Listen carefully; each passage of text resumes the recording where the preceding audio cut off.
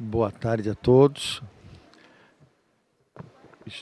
Primeiro, gostaria de agradecer o convite feito pela Associação Brasileira dos Magistrados do Trabalho e pela Academia Brasileira de Formação e Pesquisa, respectivamente minha colega Cláudia e o doutor Gilmar, oportunidade de mais uma vez participar deste evento. Agradecer também ao ministro Douglas Alencar Rodrigues, que me deu a honra também de fazer parte da comissão científica do evento, esse quarto evento que já se firmou como uma tradição dentro dos congressos de direito do trabalho. O tema do meu painel hoje é a modernização das relações trabalhistas no setor marítimo, desafios da legislação marítima na modernidade, tecnologia, automação e seus reflexos na relação do trabalho a bordo das embarcações, negociação coletiva e autonomia sindical do setor marítimo, saúde, segurança e bem-estar do marítimo na modernidade. Como sabemos, a legislação marítima enfrenta desafios complexos na modernidade, especialmente diante da internalização das operações, multiplicidade das bandeiras, fragmentação das cadeias de suprimento, a coexistência de normas nacionais, convenções internacionais, e em especial da Organização Internacional do Trabalho e regulamentos regionais, cria um mosaico normativo que, embora busque proteger o trabalhador marítimo, pode gerar lacunas de proteção e dificuldades de fiscalização. O que pretendemos hoje, com os especialistas da área, é exatamente discutir todas as questões que levam ao desafio para uma nova legislação referente ao trabalho marítimo. Eu vou seguir a ordem que foi dada agora pela organização. Em primeiro lugar, vou chamar o juiz Gabriel Lopes Coutinho Filho, juiz do Tribunal Regional do Trabalho da 2ª Região, com quem tenho a honra de compartilhar ainda ele como juiz convocado na 7ª turma do Tribunal Regional do Trabalho. Ele é titular, juiz titular, convocado da 7ª turma, doutor e mestre em Direito pela PUC São Paulo e Mackenzie São Paulo, professor convidado da PUC, do COGEA São Paulo e do Mackenzie.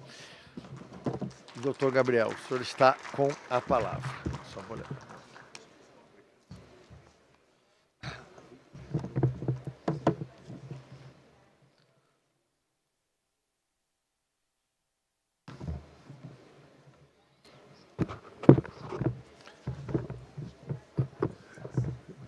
Eu tinha 2 cópias, perdi uma. Mas não tem problema. Como é para fazer agradecimentos, e agradecimentos são sempre muito bem-vindos, e a gente sempre se dá bem com eles, eu queria começar agradecendo a todos vocês por estarem presentes, lógico. Também agradeço muito a organização do evento, e quem sabe fazer eventos sabe como isso aqui também dá muito trabalho. Então é muito razoável. Queria agradecer também ao ministro Douglas pelo gentil convite que foi feito através da pessoa do meu querido Dr. Celso Pio. Razão pela qual minhas palavras serão breves também e muito mais como uma forma de colaboração para entendimento e ponderação das questões tão importantes que são postas nesse tema.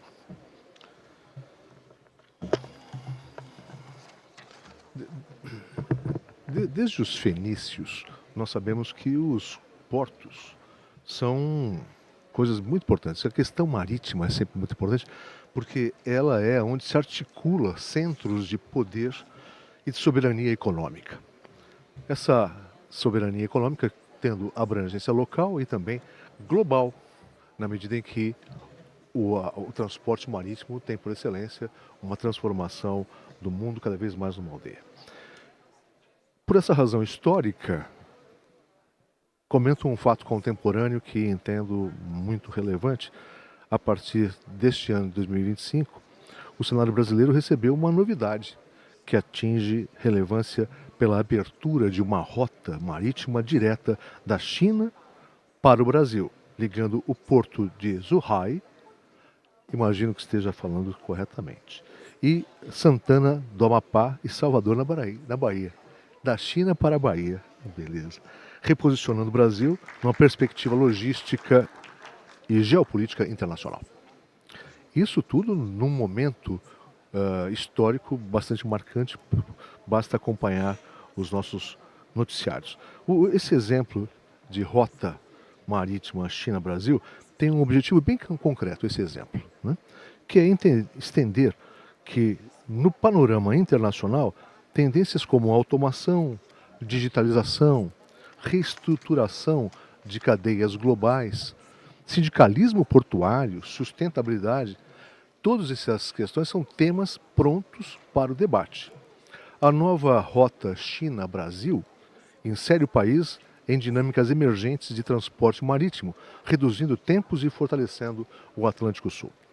Sem dúvida, essa rota estabelece uma nova visão estratégica: Golã, China, Santana, Salvador, Brasil. Após potentes acordos bilaterais, a rota fortalece o acesso do Brasil ao sul da China e Hong Kong, reconhecidos polos geradores de riqueza, implicando ainda desenvolvimento e ampliação da presença brasileira nesse comércio global. Os impactos logísticos e econômicos desse exemplo, segundo autoridades consultadas sobre o tema, se refletem na redução de custos de frete e redução de tempo de transporte, fortalecendo as exportações brasileiras com alto valor agregado, e isso é um ponto importante, tal como frutas, mundialmente conhecidas pela sua qualidade no Brasil, grãos, carne, etc. Além de um estímulo da energia renovável, desenvolvimento de tecnologia logística e de outras tecnologias do entorno. Segundo a Apex, Agência de Promoção de Exportações e Investimentos do Brasil, repercutindo notícias da Abra Frutas, para ficar nessa matéria, a Associação de Exportadores de Frutos e Derivados.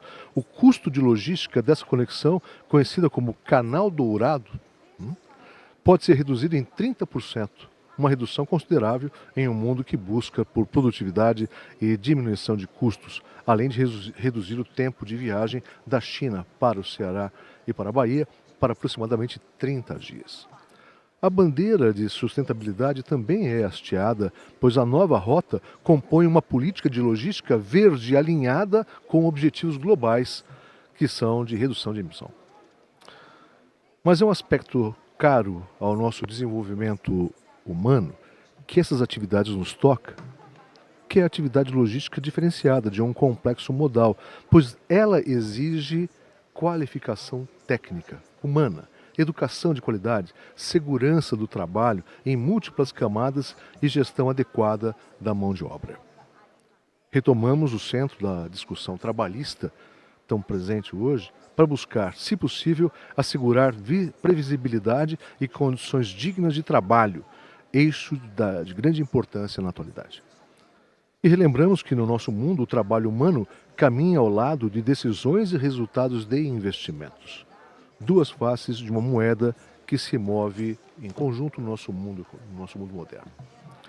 A agenda de trabalho decente, na abordagem contemporânea da Agenda 2030, Objetivos do Desenvolvimento Sustentável da ONU, exige normas de regulação equilibradas e uma ciência aplicada a favor do trabalho digno, que explica-se por um bom ambiente de trabalho, crescimento econômico e humano com dignidade própria e necessária à vida civilizada. Em um mundo marcado por cadeias globais complexas, transformações tecnológicas aceleradas e crescentes tensões geoeconômicas, compreender a dinâmica portuária significa compreender, na sua grande maioria e em grande medida, os caminhos possíveis para um futuro econômico e social de um país da extensão e importância do Brasil, que entra nesse quadro com grande interesse. Impossível, como já sabemos, deixar a China como nosso ambiente de comparação necessária. E desse reconhecimento, o desenvolvimento nos aproximamos para conhecer e aplicar aquilo que nos encanta. No cenário global, os portos enfrentam uma convergência de tendências que moldam a organização do trabalho e a própria estrutura da atividade portuária. A automação e a digitalização avançam de forma consistente e os controladores remotos, igualmente, nos ajudam no nosso dia a dia, sistemas inteligentes de carga e descarga, equipamentos autônomos, transformando profundamente a qualificação profissional exigida pelos trabalhadores. O trabalhador portuário moderno está longe daquela imagem ultrapassada de uma estiva bruta. A força muscular cada vez mais é substituída por força e qualificação e tirocínio. É nesse ambiente de cadeias globais de suprimentos e modais complexos que passam por uma reconfiguração expressiva. A questão da qualificação humana assume uma importância fenomenal. Temos então um elemento adicional que sempre suscita tensões: a presença cada vez mais importante do interesse legítimo de pessoas humanas na melhoria de suas condições de vida e de trabalho, evidenciadas por um sindicalismo, no caso portuário, organizado, que busca influenciar negociações e padrões de proteção laboral oriundos da comparação, nem sempre adequada do Brasil com outros países. Realidades diversas, soluções anacrônicas, nem sempre aplicáveis ou desejadas. A incorporação da tecnologia administrativa, é importante fazer essa passagem, não somente a tecnologia mecânica, mas também aquela que diz respeito à inteligência e digital, talvez seja a mais sofisticada, né? E exige trabalhadores qualificados, aparelhados para serem verdadeiramente produtivos a partir de uma colaboração proativa que detenha uma preocupação profissional e receba atenção dos empregadores à altura de sua colaboração. Um trabalhador de qualquer segmento no trabalho marítimo, isto é, e é visível, deve saber controlar e aplicar diversos instrumentos que envolvem conhecimento de várias fontes. Vejamos. São elas técnicas, tal como destinadas à administração moderna e colocam o homem no centro dessa atenção. Qualquer pessoa com alguma noção social mais calibrada com o seu meio e com o seu tempo deve concordar que o destinatário humano, trabalhador atualmente, enfrenta a carência de formação básica que é sentida inclusive e especialmente nas atividades mais essenciais. Então, as condições dignas de trabalho de um ambiente operacional de qualidade, protegido, torna-se uma missão mais intensa e tecnologicamente desafiadora. Assim como é fundamental evitar a resistência inflexível à renovação e às inovações, é preciso administrar a modernização que se apresenta desregulada e precarizada nos seus vínculos que prometem com a segurança, ou que comprometem também a segurança. A experiência norte-americana e europeia, especialmente, e agora a asiática no seu bojo, no plano internacional, mostram atualmente uma inovação e uma proteção social que são conceitos que se completam quando articulados com a inteligência. A produtividade que tanto almejamos como nação, também como empresas, pode ser estabelecida em um ambiente de redução de acidentes, de doenças de trabalho e criam ambientes de produção que estamos mais estáveis e sustentáveis. E nem abordamos ainda a questão da saúde mental no cenário das tecnologias que estão na ponta dos nossos dedos. Passamos por um momento mundial que instiga o nosso desejo e a nossa necessidade de criação de um mundo mais preocupado com qualidade de vida de todos, fundamentados em políticas que conversam e convergem para a construção de um modelo de crescimento que combine inclusão regional, inovação tecnológica e também dignidade do trabalho.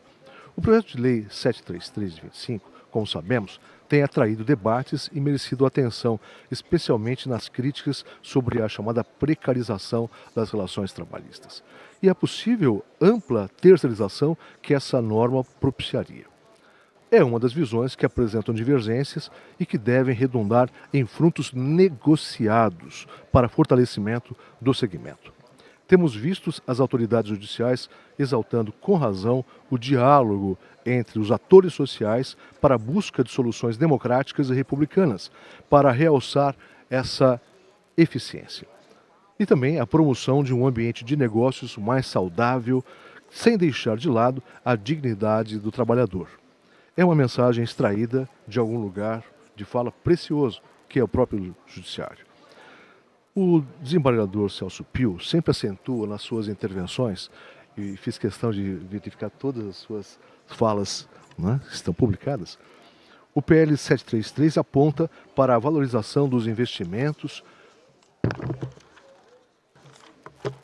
que beneficiarão trabalhadores e a desburocratização voltada a vencer a ampliação de novas ideias, novas tecnologias, novos equipamentos e até mesmo a análise da viabilidade dos projetos. Uma das dimensões significativas das questões trabalhistas que preocupam os operadores do direito é como serão tratadas as disputas trabalhistas que parecem ser inevitáveis na modernidade, sem desejar adentrar aos motivos relacionados a essa inevitabilidade.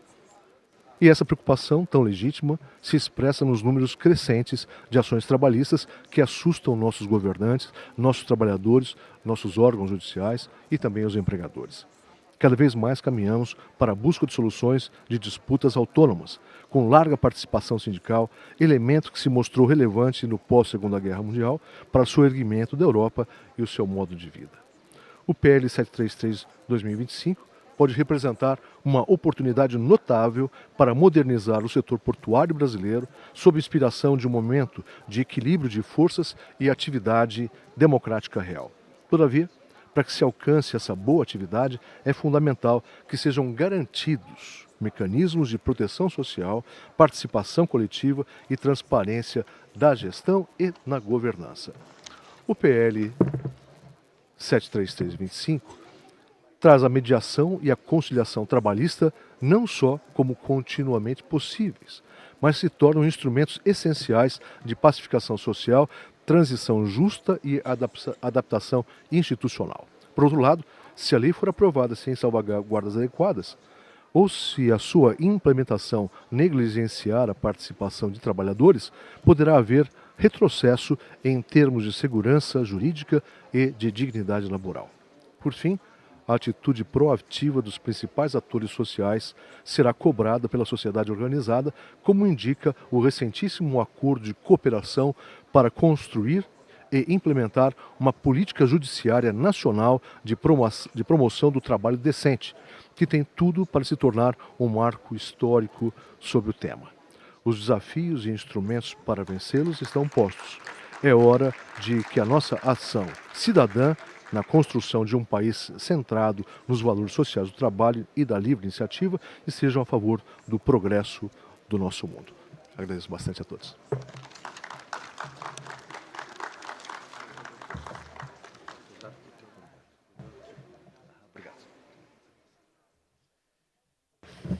Bom, primeiro agradecer ao juiz Gabriel, que cumpriu fielmente o horário dos 15 minutos, desenvolveu a exposição na necessidade de prestigiar a atividade econômica no setor marítimo para o desenvolvimento nacional, a competitividade internacional e integração logística, pois os transportes por vias marítimas sustentam cadeias produtivas, dinamiza portos, incentiva inovação e gera investimentos na infraestrutura e tecnologia.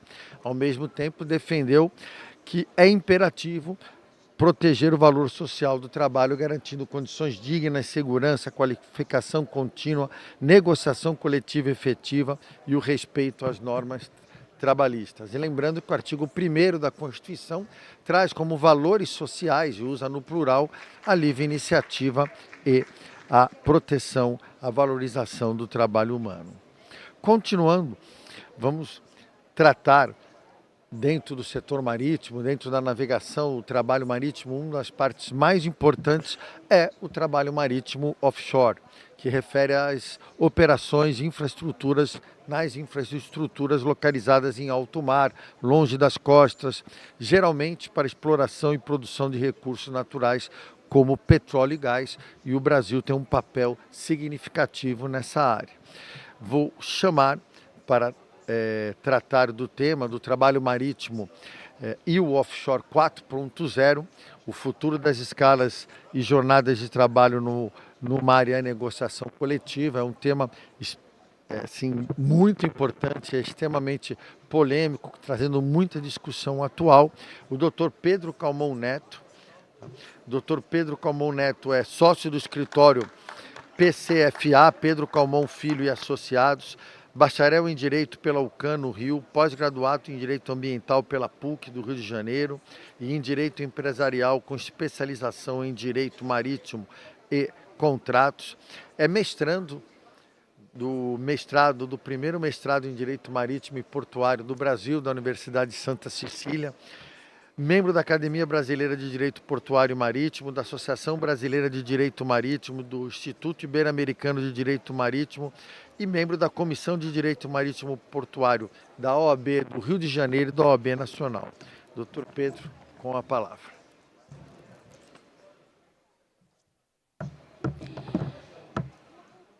Boa tarde a todas e todos.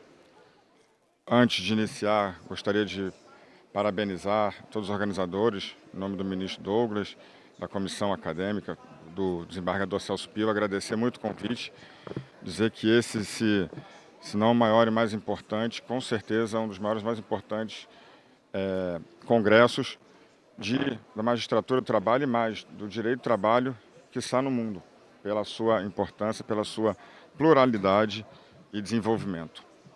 Hoje, o nosso tema é um tema bastante que classifico como interessante, no sentido de trazer não só como o Dr. Gabriel, juiz do TRT2, trouxe aqui falando sobre Só um minuto que não está passando. Trouxe aqui falando sobre a navegação, sem sombra de dúvidas, mais de 80% da mercadoria do mundo ela é transportada pelo mar. Mas, mais do que isso, nós temos, além das mercadorias transportadas pelo mar, o carriage of goods by seas, como dizem em inglês. Obrigado. Como dizem em inglês, nós temos o trabalho offshore, ou seja, a produção de óleo, a produção de gás, a exploração de recursos minerais no mar. Isso não só no Brasil, como também, obviamente, em todos os lugares, em todos Mar do Norte, África, Golfo do México e assim vai. E a ideia aqui é trazer o futuro das escalas e jornadas de trabalho no mar e a negociação coletiva. Tema esse bastante caro, bastante discutido no judiciário e, como normal dentro do direito marítimo, não necessariamente de fácil leitura ou de encontro fácil dentro da doutrina. Nesse sentido, eu trouxe alguns elementos sobre esses aspectos. Quem quiser, tem o QR Code, pode fazer o download dos slides. No final, teremos também esse QR Code para que vocês possam baixar. Se não acharem tão interessante ou ser objeto de estudo, tem bastante imagens bonitas, então serve para ilustrar o fundo do computador, algo desse gênero também funciona. Então, é um slide multifacetado, desembargador Celso. Então, o grande ponto que a gente vai trazer, primeiro, quais são as embarcações e tipos de navegação? As categorias profissionais, o que é escala, o que é jornada e por que isso traz tanta confusão. E as negociações coletivas, instrumento tão importante dentro desse desafiante mercado, que é o mercado marítimo. Bom, os tipos de embarcação que nós temos. Primeiro, a Lei 9537 ela estabelece o que é embarcação, dizendo que é qualquer construção, inclusive as plataformas flutuantes e, quando rebocadas as fixas, sujeita à inscrição na autoridade marítima e suscetível de se locomover na água por meios próprios ou não, transportando pessoas e coisas. Ou seja, a exegese principal desse artigo é a inscrição na autoridade marítima e a suscetibilidade de locomoção na água. E traz as plataformas, na mesma legislação, justamente dizendo que são aquelas instalações ou estruturas fixas ou flutuantes destinadas às atividades direta ou indiretamente relacionadas à pesquisa, exploração e explotação dos recursos oriundos do leito das águas interiores e seu subsolo ou do mar. Ou seja, a relação é muito clara. Nosso Código Comercial, de 1850, o Código Imperial, e ainda em vigor a sua parte 2, ele traz indistintivamente os termos de embarcação e navio, o que caracteriza que navio é um meio que se desloca e a sua utilização para o transporte de passageiros ou mercadorias. Então, nós temos que embarcação é um gênero, ou seja, toda espécie, todos são embarcação, da qual o navio é uma espécie utilizada via de regra para navegação ou para o apoio. Já as plataformas, e trago plataformas de modo amplo, como veremos, existem subtipos, subespécies de plataforma, é a espécie que, via de regra, ela é utilizada para perfuração ou produção de óleo e gás. Nessa mesma linha, nós temos a norma da Autoridade Marítima, uma norma editada pela Diretoria de Portos e Costas, que traz justamente a denominação genérica das embarcações empregadas diretamente na atividade de prospecção e exploração, extração de petróleo e gás natural do mar. Vamos falar, Pedro, mas por que você está falando sobre isso? No final, a gente vai entender que existem diferenças substanciais em relação às escalas e jornadas de trabalho a bordo desses diferentes tipos de embarcação. Então, observe que a norma da Autoridade Marítima, aquela que é um dos elementos principais para se caracterizar uma embarcação, ou seja, a inscrição nela, traz diversos tipos de unidades, tais como submersíveis, autoeleváveis, navios sondas, FPSOs, entre outras. E a NR37, uma norma já de saúde e segurança do trabalho, uma norma regulamentadora do Ministério do Trabalho, ela também tem essa definição do que é plataforma, aliado àquela definição da resolução AD 79 da IMO, que é o Instituto Marítimo, a Organização Marítima Internacional, que traz o elemento de que unidade móvel de perfuração, ou a MODU, ela é aquela unidade capaz de realizar atividades de perfuração para prospecção ou exploração. Não diferente, a norma 104 da DPC, a própria resolução, ainda extrai mais elementos de quais são essas plataformas. E aí a gente sai do que é um navio, do que é uma plataforma, para o que é tipo de navegação. E aí, só para ilustrar, navegação de apoio portuário é aquela realizada exclusivamente nos portos e terminais portuários para atendimento a embarcações e instalações portuárias de abrangência, normalmente estadual ou até interestadual, mas de curta distância. Já a navegação de longo curso, aquela realizada pelos navios maiores, que trazem, via de regra, carga, não necessariamente contêiner, mas granéis, líquidos, gases, químicos, entre portos brasileiros e portos internacionais, estrangeiros. Já a navegação de cabotagem, um modal esse tão importante que foi referendado mais ainda a sua importância através da edição da BR do Mar, ele traz sobre a navegação entre portos do território brasileiro. Ou seja, é como se fossem os caminhões do mar que levam a carga de uma forma muito mais producente, muito mais ecológica, muito mais econômica do que pelo modal terrestre. Temos a navegação interior, que são as realizadas em portos do território brasileiro, normalmente fluviais, tal como a Lagoa dos Patos, ou então até mesmo no próprio Rio Amazonas, a hidrovia Paraná-Paraguai. E a navegação de apoio portuário, que é aquela utilizada para apoio logístico das embarcações e instalações em águas jurisdicionais brasileiras que atuem nas atividades de pesquisa e lavra de minerais e hidrocarbonetos. E aí vem as embarcações especiais. Embarcações especiais essas definidas pela própria ANTAC, porque elas não se enquadram em nenhum tipo de navegação anteriormente dita. Navegação essas que estão disciplinadas na Lei 9432. E elas são embarcações do tipo navio-sonda, como esse exemplo da imagem, que são utilizadas para perfurar poços de perfuração de óleo e gás. Já a perfuração também pode ser realizada por plataformas semissubmersíveis como essa, ou seja, não tem ligação direta com o mar, que podem ser ancoradas ou operadas através de posicionamento dinâmico. E também temos como embarcação especial um FPSO, que são embarcações que processam o petróleo extraído dos poços submarinos, separam o óleo, a água e o gás, armazena a produção e depois transfere para navios, aliviadores ou dutos que levam para o mar, para a terra.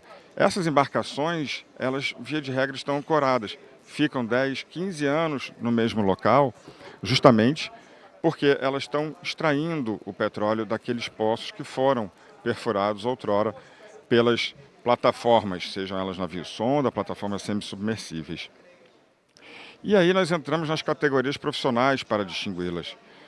A MLC, Convenção do Trabalho Marítima, que creio será abordado pelo Dr. Ulisses Borges, exímio profissional da área, a quem tenho grande admiração, ele diz que qualquer pessoa que trabalha de forma contínua a bordo de um navio ao qual se aplicam as disposições de trabalho marítimo, excluindo os profissionais que trabalham de forma eventual a bordo, tal como técnico, ou seja, qualquer pessoa que esteja exercendo uma atividade a bordo seria agente do mar. Essa é uma previsão legal que foi tipificada aqui pela portaria do MTE 3802. Já o trabalhador aquaviário, como a previsão da 9537, a Lei de Segurança do Tráfico Aquaviário, é o trabalhador que possui habilitação certificada pela autoridade marítima para operar a embarcação em caráter profissional. Operar a embarcação, o que a gente pode dizer é atuar na navegação efetiva. Esse é chamado de trabalhador marítimo, que opera a embarcação especificamente.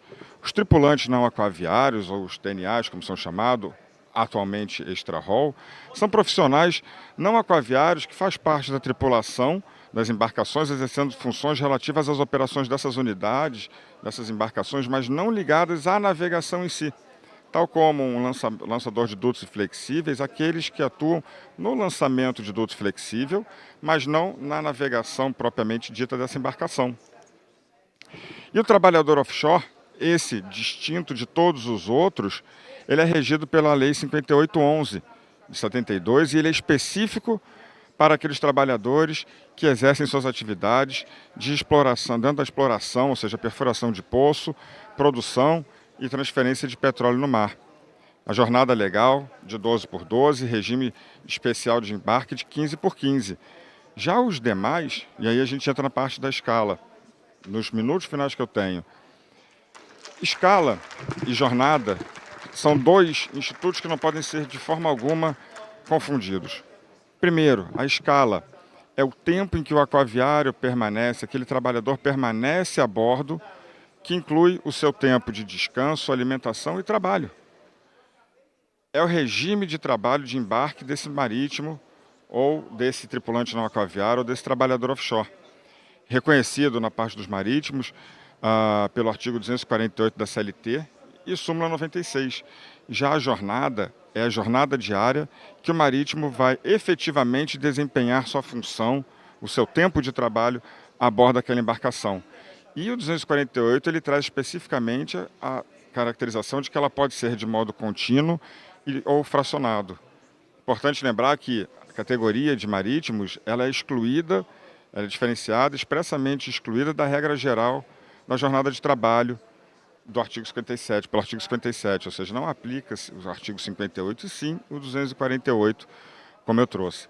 A súmula 96 traz a inversão desse ônus, ou seja, não basta a permanência a bordo para caracterizar a jornada de trabalho, e sim deve-se comprovar o tempo despendido no trabalho, porque existe tempo de efetivo repouso. Como eu falei, o 248 ele traz a permanência de 24 horas a bordo e o labor, via de regra, de 8 horas, podendo ser estendido, principalmente através de negociação coletiva, de modo contínuo ou intermitente.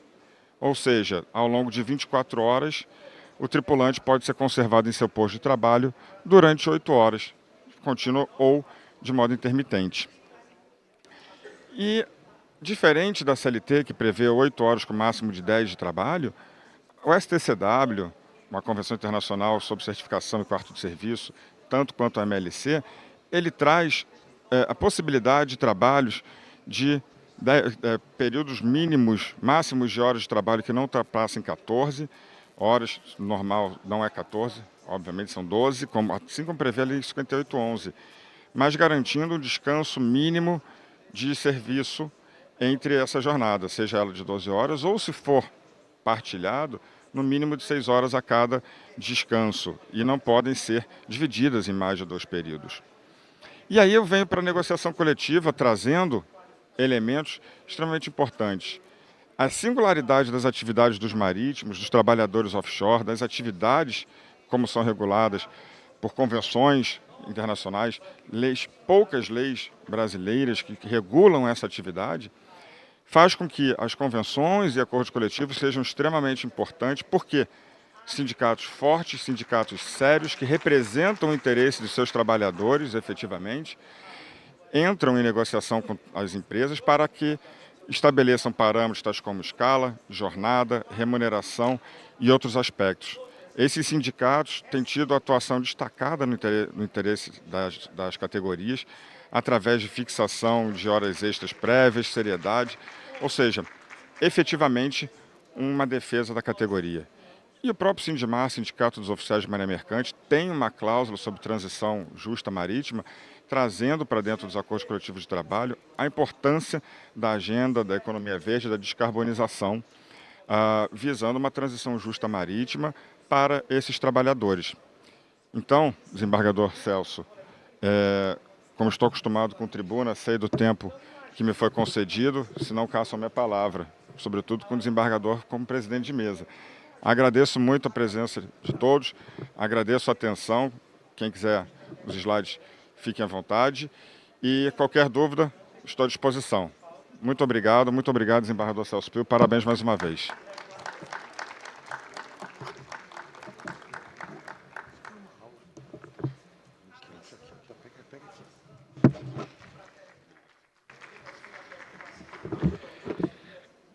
Bom, queria iniciar agradecendo ao Dr. Pedro também por ter cumprido o seu tempo de 15 minutos. Na verdade, o Dr. Pedro Calmon deu uma verdadeira aula para todos nós sobre os tipos de embarcações, o enquadramento jurídico da plataforma nos termos da Norma 201 NR 37, diferenciou aí todas as formas de navegação, tá?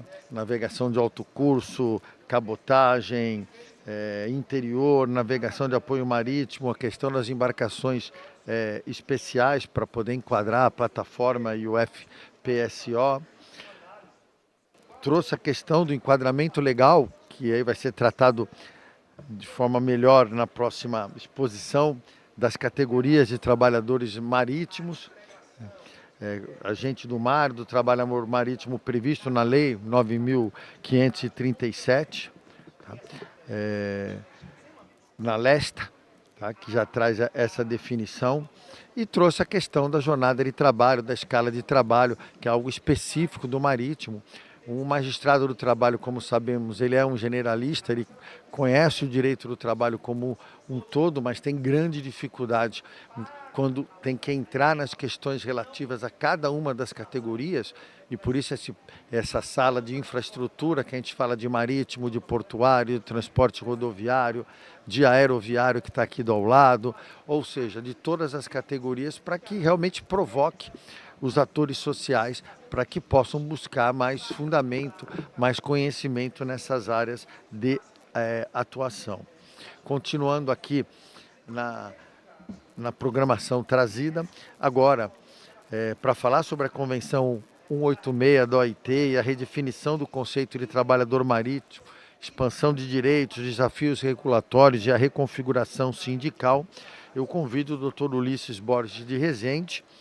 Ele é doutor e mestre em Sociologia Jurídica pela UNB, advogado há 43 anos, com atuação em Direito Sindical, Direito do Trabalho e Direito Administrativo, professor do Programa de Mestrado em Direitos Sociais e Processos Reivindicatórios do Centro Universitário IESP, autor de várias obras e artigos científicos. Obrigado, doutor Ulisses, por poder aí trazer os seus conhecimentos para o nosso evento. Boa tarde a todos, boa tarde a todas. Gostaria inicialmente de agradecer o convite feito pelo ministro Douglas Alencar Rodrigues para estar aqui nessa tarde em honrosa companhia. Cumprimento o excelentíssimo desembargador Celso Pio, né, que nos honra presidindo esse painel. Agradeço também o convite na pessoa do vice-presidente do Tribunal Superior do Trabalho, o ministro Guilherme Augusto Caputo Bastos, a quem eu particularmente tive o privilégio de testemunhar a sua brilhante trajetória desde o 2º grau, e agradeço Sua Excelência também. Saúdo os demais componentes desse painel, juiz Gabriel Lopes, doutor Pedro Calmon Neto, que nos brindaram com brilhantes exposições, e também vamos ter o prazer de ouvir o doutor Irlan Bortoluzzi Nazário. Queria também agradecer a organização do evento, na pessoa do doutor Zilmar Santana, agradecer ao Max e a toda a equipe de apoio, e queria dedicar essas palavras ao ex-presidente, que faleceu no dia 10 de setembro desse ano de 2025, Dr. Luciano Ponce Pazini Júdice, que era presidente do Sindicato dos Oficiais de Radiocomunicações da Marinha Mercante. Queria, então, em sequência ao que foi dito pelo Dr. Pedro, com muita propriedade,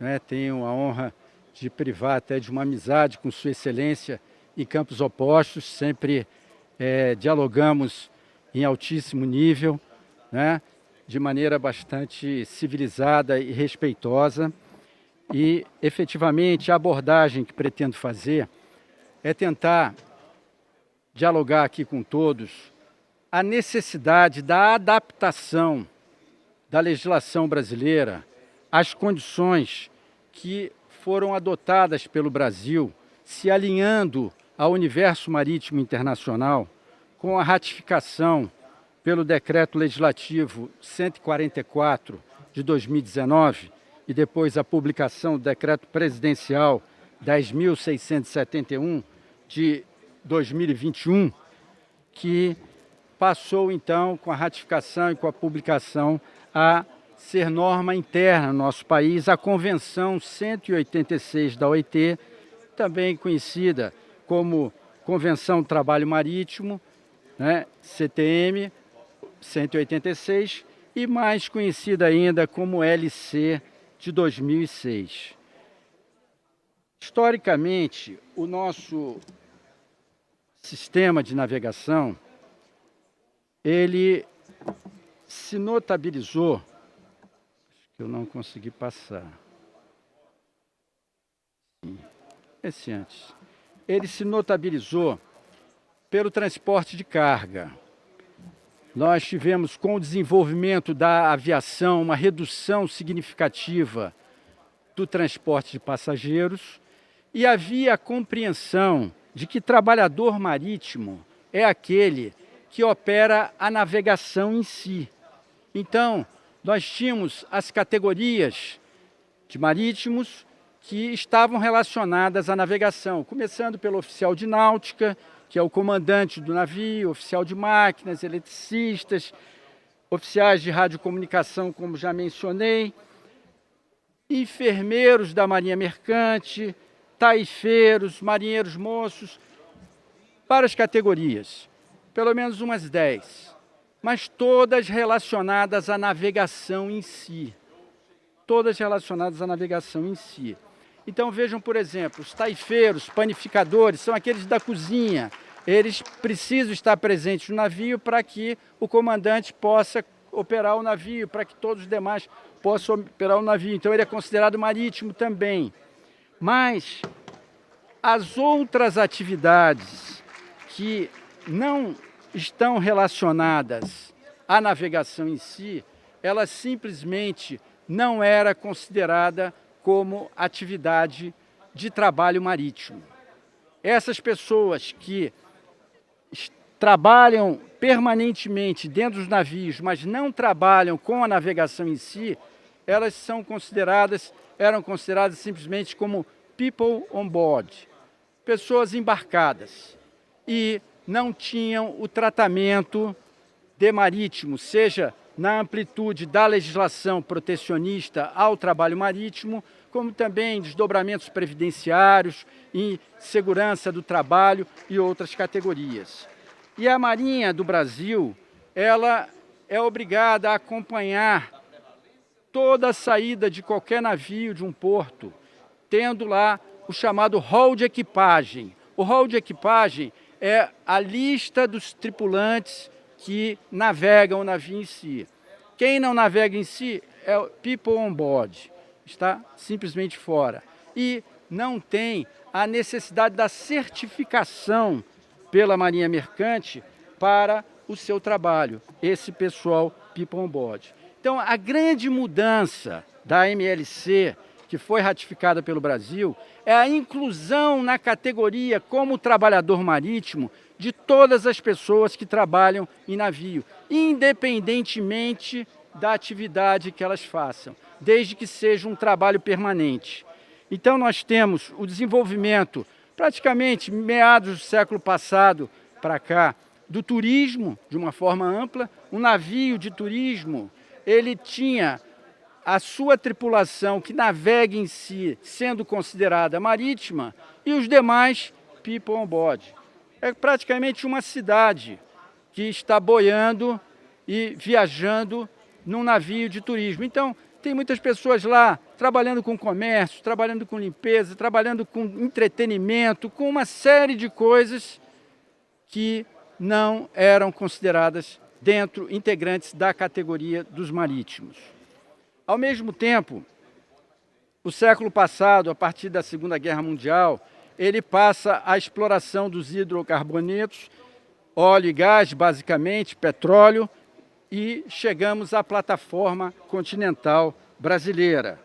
Da mesma forma, aqueles que operavam a navegação em si eram considerados marítimos, os demais simplesmente eram people on board. E essa mudança ela é feita pela Convenção da OIT, a MLC de 2006, entendendo que todas as pessoas que trabalham de forma permanente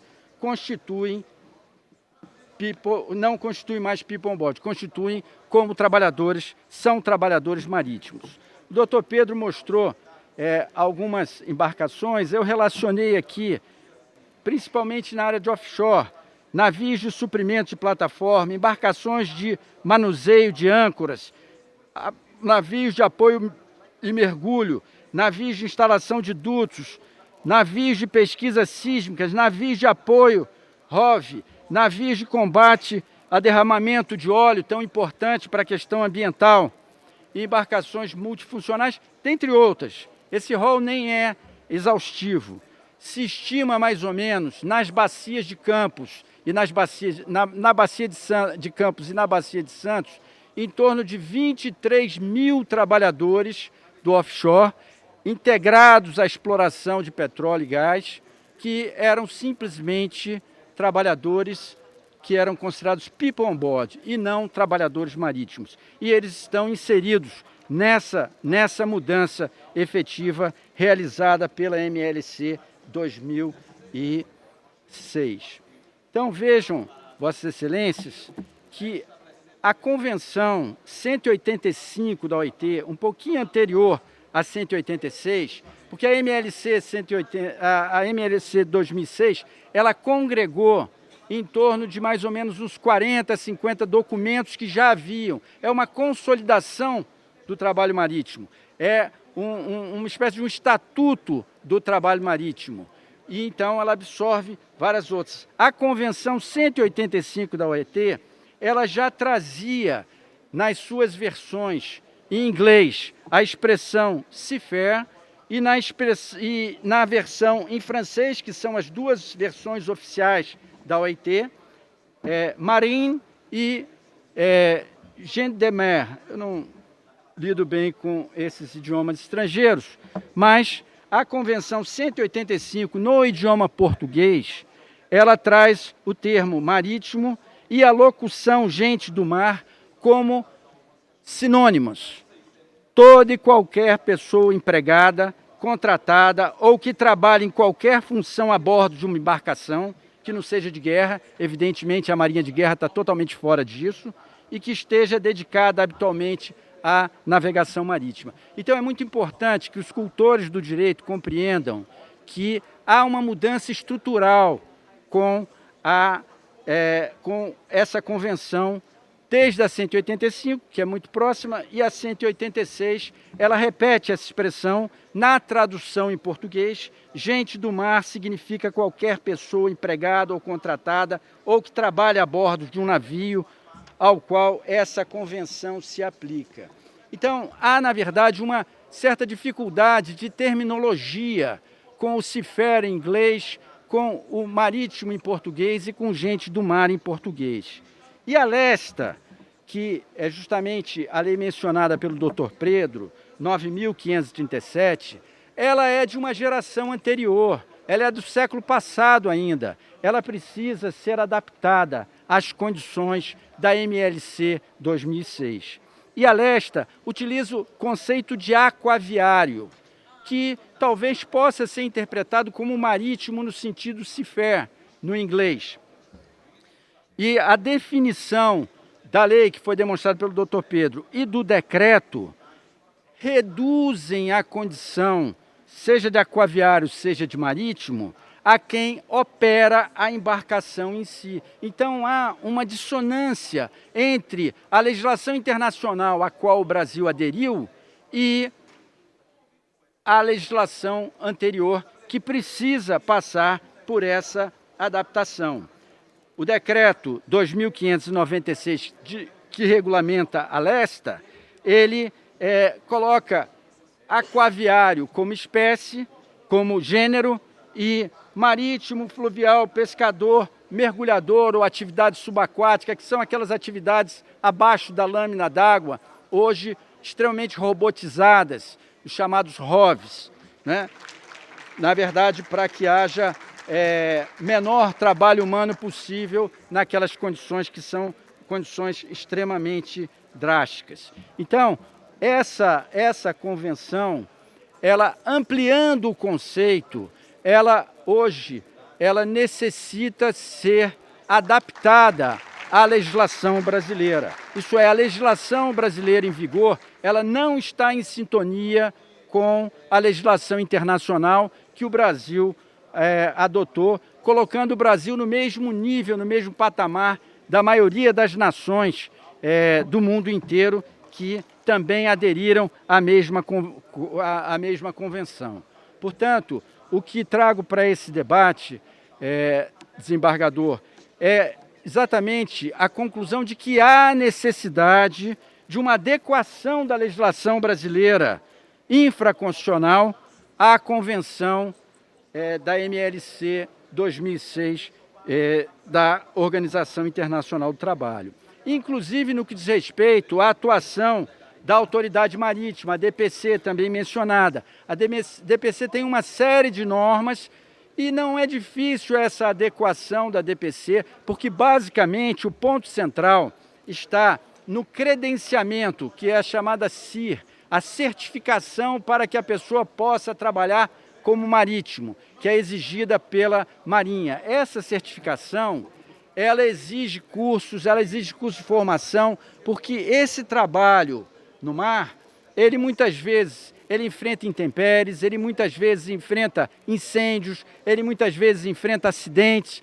Há uma série de circunstâncias relacionadas à segurança do trabalho, cuja Marinha fiscaliza aqueles trabalhadores marítimos da Marinha Mercante, mas não há maiores exigências em relação ao que até aqui é denominado People on Board, e que agora está incorporada à categoria de marítimo em todos os seus efeitos. E enquanto essa legislação não vem, enquanto essa adaptação não é feita, cabe ao intérprete fazer a adequação com as ferramentas que nós temos do direito, né? A hermenêutica jurídica nos aponta o critério hierárquico, a MLC 2006 ela tem condição supralegal, dada a sua característica, então ela está acima da própria CLT e acima da própria LESTA. O critério cronológico ela é mais recente também, ele também deve ser observado, e o critério da especificidade, onde a norma especial ela se aplica em detrimento da norma geral. E acredito eu que haverá essa necessidade de adequação para que também possa haver uma redução da própria litigiosidade em si, porque nós temos a Lei 5.811 de 1972, que é aplicável ao trabalho de exploração de petróleo e gás. Esse trabalho de exploração de petróleo e gás, o próprio artigo 5º da lei menciona o apoio operacional, onde entram todas essas embarcações. Com todo respeito, doutor Pedro, na minha avaliação não há como separar mais o trabalho da exploração de petróleo com esses outros elementos, como distribuição de dutos, árvores de Natal e outras operações que tem. Isso tudo, a meu sentir, tem que estar integrado, né? E, por enquanto, eu pelo menos defendo a aplicação da Lei 5.811/72. Então, isso é o que tinha a dizer e agradeço a todos a atenção. Muito obrigado. Bom, continuando, o doutor Ulisses Rezende aí tratou da Convenção 186, a MLC 2006, que redefiniu o conceito de trabalhador marítimo ao centrar-se na natureza das atividades, na vinculação ao armador, incorporando na visão os tripulantes e categorias antes marginalizadas. E a necessidade, diante dessa antinomia de normas, de adaptação legislativa para harmonizar a CLT, a LESTA, a Lei 5.811, a Norman, a NR 37, aos padrões da MLC, clarificando o alcance do conceito de trabalhador marítimo. Antes de eu passar para o nosso próximo expositor, nós temos a honra aqui, o doutor ministro Anastasia está aqui prestigiando o nosso painel, e eu não poderia deixar de prestar, antes do encerramento, homenagem ao ministro Anastasia. O ministro Anastasia, do qual eu tenho o prazer de ter uma convivência no últimos 2 anos, ele, não só para mim, mas como todo agente público, ele, já que estamos falando aí de navegação, ele se impõe como um verdadeiro farol na vida pública, cuja luz deve orientar pela retidão e pela competência intelectual, que são marcas distintivas do ministro Anastasia. Seu compromisso com a integridade, racionalidade técnica e o respeito às instituições inspira decisões responsáveis, fortalece a confiança social e reafirma que o serviço público pode ser exercido com excelência, prudência e visão estratégica, convertendo em princípios, em prática e exemplo de legado, e a quem eu sempre tento me espelhar aí na minha vida como agente público. Continuando, para encerrar o nosso painel falando sobre modernização das relações trabalhistas no setor marítimo, um retrospecto para projetar o futuro, eu convido o doutor Ilan Bortolozzi Nazário. Ele é formado em Direito pela PUC, aqui do Paraná, especialista em Direito Tributário pela Chapecó, já tem um convite para conhecer Chapecó, e em Direito Processual Civil pela PUC do Rio Grande do Sul, mestre em Direito pela Universidade Estácio de Sá e doutorando em Ciência Jurídica pela Univale, sócio do Negreto e Bortoluzzi Nazário Advogados Associados, com atuação destacada no direito empresarial em todo o território nacional e filial em Brasília. Doutor Ilan, a palavra está com o senhor para encerrar o nosso evento.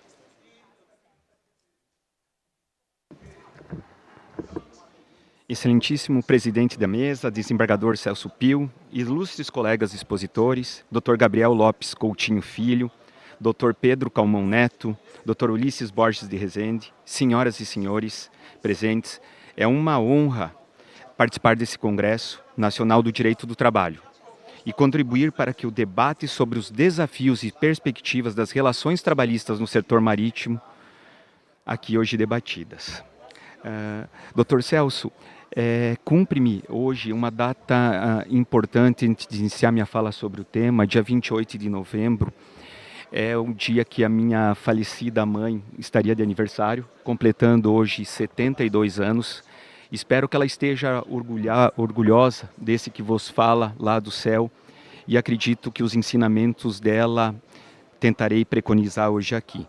E para eu, que sou chapecoense, hoje também é um marco muito importante para nós, 28 de novembro, que fazem 9 anos do nosso incidente aéreo.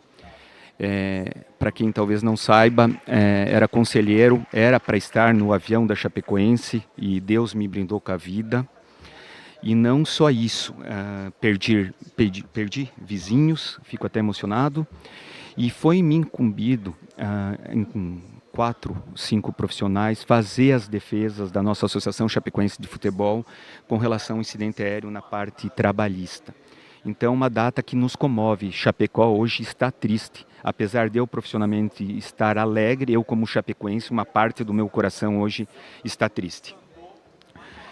Passamos então à exposição. Permitam-me então começar com uma breve história. Há alguns anos, um marinheiro brasileiro embarcou para uma viagem de 90 dias. Ele costumava dizer que o mar era sua casa, mas também o seu maior desafio. Durante a travessia, enfrentou tempestades, isolamento e jornadas extenuantes. O que mais se preocupava não era a força das ondas, mas a incerteza sobre os seus direitos. Perguntava ele: se algo acontecer comigo aqui, qual lei me protege? A do Brasil? A do navio? Ou nenhuma? Essa pergunta simples revela a complexidade do direito marítimo e nos conduz ao tema que discutiremos hoje: como modernizar as relações trabalhistas no setor marítimo sem perder a essência protetiva do direito do trabalho. O setor marítimo brasileiro desempenha papel estratégico da economia global e também nacional, sendo responsável pelo transporte da maior parte do comércio internacional. O setor marítimo e as suas relações de trabalho a bordo de embarcações apresentam características singulares: longos períodos de confinamento, riscos elevados, distanciamento familiar, o que exige proteção jurídica diferenciada. Contudo, a legislação trabalhista que rege essas relações, em grande parte, são ainda baseadas na CLT de 1943 e em normas esparsas. Mostra-se defasada diante da globalização e das inovações tecnológicas.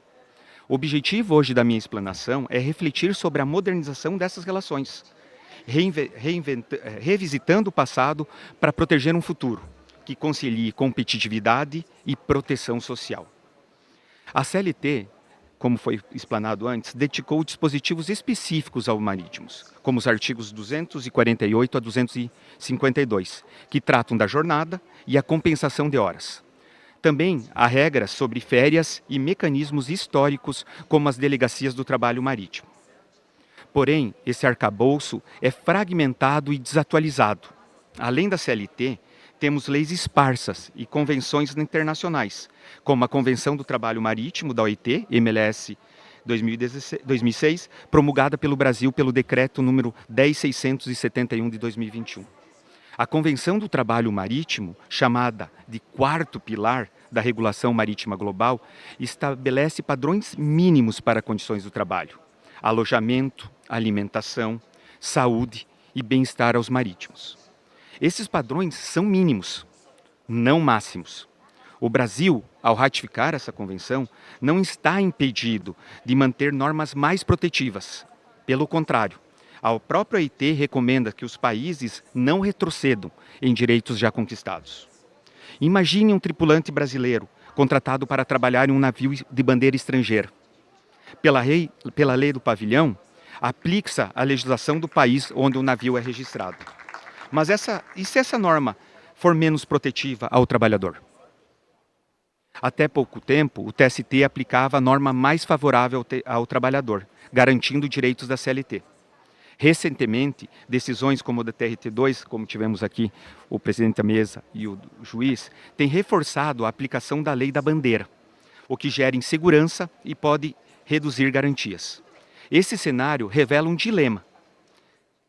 Como harmonizar padrões internacionais com a Constituição brasileira, que assegura direitos fundamentais e o princípio da norma mais favorável? A indústria marítima 4.0 trouxe automação, digitalização e até perspectivas de navios autônomos.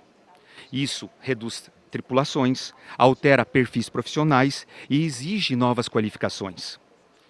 Cito um exemplo. Operadores de rádio foram substituídos por sistemas satelitais e hoje há necessidades desses mesmos profissionais com conhecimento em TI e segurança cibernética. Sistemas como a ECDIS e a ARPA automatizam rotinas, antes manuais, exigindo domínio tecnológico. Navios autônomos já são estudados pela IMO, Organização Marítima Internacional. Isso levanta questões inéditas. Quem será considerado marítimo? O operador remoto, em terra, terá os mesmos direitos que aquele que estão adentro dos navios? Além disso, surgem riscos novos. Fadiga mental pelo monitoramento eletrônico, contínuo, isolamento social com tripulações reduzidas e vulnerabilidade a cyberataques. A modernização normativa deve acompanhar essas mudanças, garantindo limites de jornada, pausas adequadas e treinamento contínuo. A tecnologia deve servir para melhorar a condição de trabalho, não para precarizá-la. Essa perspectiva de modernização passa por 3 eixos, no qual descrevi no artigo, inclusive, que entreguei aqui para o Congresso. Atualização legislativa, negociação coletiva e proteção social. Quanto à atualização legislativa, deve-se consolidar normas dispersas, revisar dispositivos da CLT e integrar convenções internacionais com salvaguardas. Com relação às negociações coletivas, fortalecer sindicatos para ajustar escalas, jornadas e condições específicas sem violar direitos fundamentais. E a proteção social, assegurar saúde, segurança, bem-estar do marítimo, mesmo em cenários de alta tecnologia. Isso inclui criar uma cláusula de salvaguarda para garantir direitos mínimos, mesmo sob a bandeira estrangeira, e investir em programas de requalificação profissional para preparar marítimos para funções tecnológicas.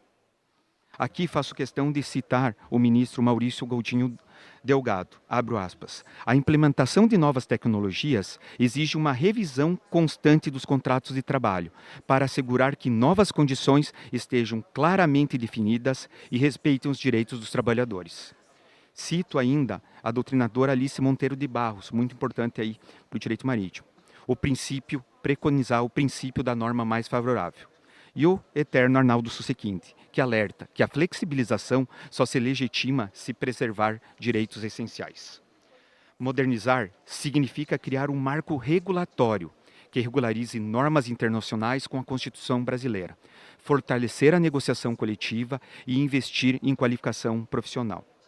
É um caminho que exige diálogo social, segurança jurídica e compromisso e dignidade com o trabalhador do mar. Passo à minha conclusão.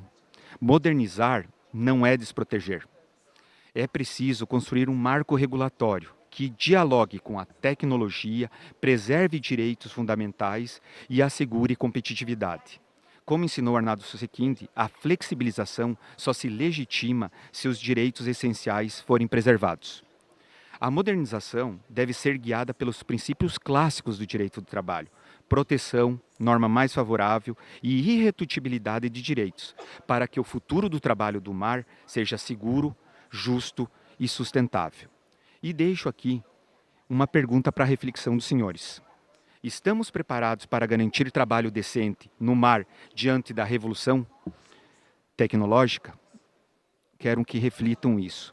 Por fim, desembargador Celso, ontem passei a entender por que um advogado que trabalha com transporte rodoviário de carga está aqui falando sobre o direito marítimo. E, diante das palestras ouvidas hoje dos senhores, nesses 24 anos que trabalho com transporte rodoviário de carga, lembrei-me de uma situação vivenciada por mim, trafegando o rio para fazer o transporte aqui do nosso sul para Belém do Pará e Manaus. Vejam que o nosso transporte rodoviário de cargas utilizam-se balsas para fazer o transcurso, perdurando esse trajeto aqui pela região oeste do nosso país por 7 a 10 dias. E lembro-me que os motoristas de carga reclamavam: olha, a gente tem que ficar nas balsas, nós não temos condições mínimas de nós motoristas estarmos com a nossa carreta, que é a casa própria dele, e estarem nas balsas. As balsas não têm estrutura para nós trabalhadores. E isso me veio a lembrar, como é que ficam então os balseiros que fazem esse transcurso? Eles têm condições adequadas de trabalho?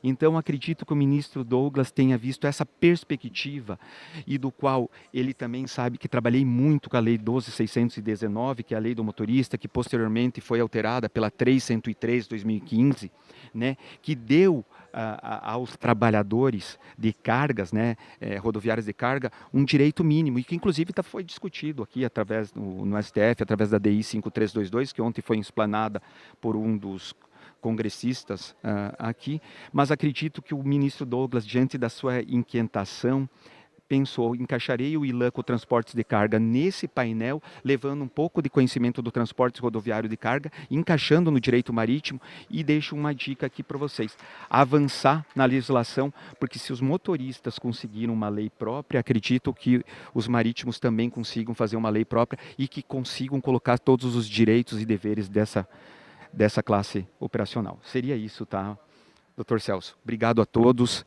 obrigado pela oportunidade.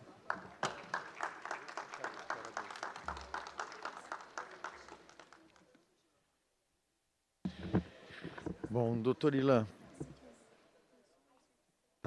com certeza a sua mãe está orgulhosa não apenas por hoje, mas por toda a sua trajetória profissional, que ainda de longe de São Paulo todos nós acompanhamos. O doutor Ilan trouxe a preocupação sobre o futuro do trabalho marítimo, trouxe a questão muito interessante das embarcações autônomas, que isso realmente vai ser algo desafiador aí para os próximos anos.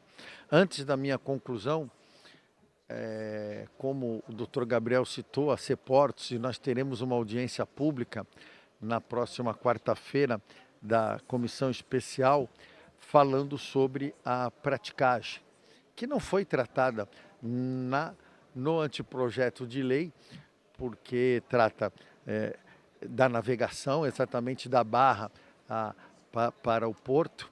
Eu, como um santista há 61 anos, sempre vi da praia os navios saindo da barra e entrando no porto.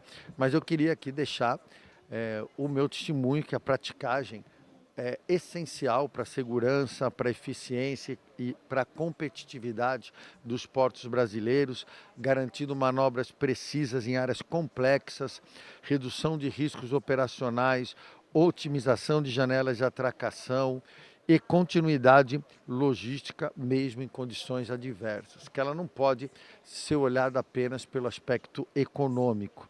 O modelo brasileiro é reconhecido pela alta qualificação técnica dos seus práticos, treinamento rigoroso, independência operacional, desempenho comprovado em diversos cenários, é uma referência internacional e paradigma de excelência, contribui para a atração de investimentos e sustentabilidade de operações e confiabilidade das rotas marítimas. E nesse aspecto, eu gostaria de destacar o papel da doutora Jaqueline Wendpap, da praticagem, cuja liderança, competência e dedicação tem fortalecido a governança, a inovação e a valorização da praticagem como pilar estratégico do sistema portuário nacional. A doutora Jaqueline, inclusive, foi uma das figuras mais importantes dentro da Seportos, me auxiliando e muito, assim como outros, e vejo aqui o doutor James Winter, me auxiliaram muito para que pudéssemos entregar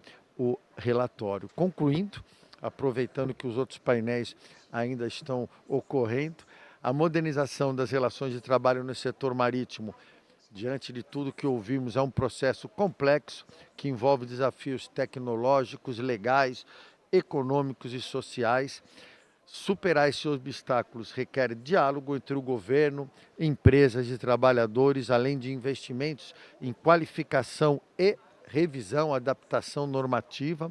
As palestras demonstraram que não é uma solução simples, e vejamos a opinião até do doutor Pedro e também do doutor Ulisses, em muitos pontos até há um conflito de compreensão, mas com certeza a capacitação profissional e valorização dos trabalhadores emergem como elementos centrais para a sustentabilidade do setor. As modernizações das relações de trabalho no setor marítimo devem ser visto como oportunidade para fortalecer a indústria nacional, promover o desenvolvimento econômico e garantir as dignidades dos trabalhadores. E também concordo com o doutor Ilan que, quem sabe, não teremos aí futuramente uma comissão de juristas também para revisar todo o marco legal marítimo, assim como tivemos no setor portuário. Obrigado a todos